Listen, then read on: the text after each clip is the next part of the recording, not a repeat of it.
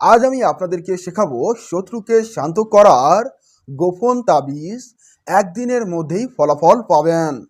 খুবই সহজ একটি মাধ্যম, যা আপনাকে আগুনে জ্বালিয়ে দিলেই আপনার কাজটি সম্পূর্ণ হবে।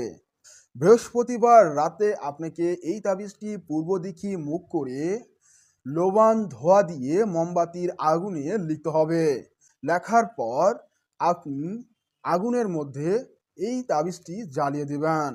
জ্বালিয়ে দেওয়ার সময় আপনি এই বিশেষ মন্ত্রটি হলো ওম হ্রিং অমুক হন হন সহা। এই বিশেষ পাওয়ারফুল মন্ত্রটি আপনাকে 1000 বার পাঠ করতে হবে এবং এই তাবিজের উপর ফু দিতে হবে।